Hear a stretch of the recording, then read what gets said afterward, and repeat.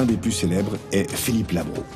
Grand reporter, écrivain lauréat du prix Interallié, réalisateur, parolier, grand patron de RTL, une figure de la scène médiatique et littéraire française réputée pour sa rigueur, son pragmatisme.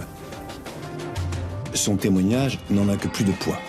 En 2005, il est hospitalisé pour une grave infection pulmonaire. Commence alors un étrange voyage intérieur qu'il décrit avec l'œil du cinéaste.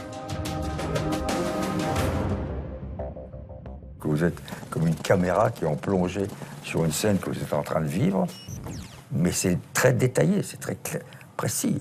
La couleur des draps, le nombre d'infirmières, il y en a que deux autour du lit, l'interne, que je n'identifie pas parce que c'est vu de haut. Je me vois moi, je vois mon visage, c'est-à-dire que je vois la tête effrayante que j'avais. J'ai dû perdre 15 kilos en l'espace de 10 jours.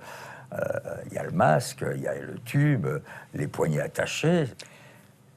Et à partir de là, il y a le départ vers le haut. Je voyais des sortes de formes comme ça, qui auraient pu être des formes d'êtres humains. Mais ça pouvait être aussi, je ne sais pas moi, des éléments, quoi. Des éléments un peu blanchâtres, un peu cotonneux. Plus que la vision, c'est la sensation d'une grande douceur, d'une paix, d'une bienveillance. Comme un sourire qu'on ne voit pas, mais qui vous prend et vous entrez dans un sourire. C'était assez bouleversant. Parce que ça pose toutes sortes de questions sur y a-t-il une vie de la conscience après ce qui aurait pu être la perte de votre vie. En moi aussi, les questions se bousculaient. Le récit de Philippe Labro ressemblait de façon troublante à celui de Marie de Solesmes.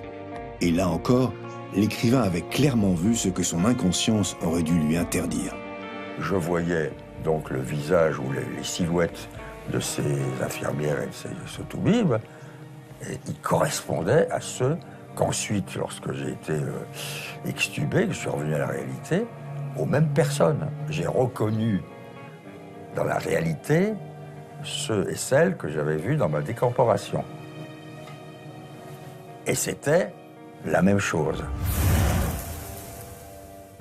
Il n'y a pas à avoir peur. C'est-à-dire que vous sortez là en vous disant, si ça se passe comme ça, le jour où ça se passera vraiment, ça va. C'est-à-dire qu'au fond, je crois qu'on accepte mieux la mort si on la frôlait de très près.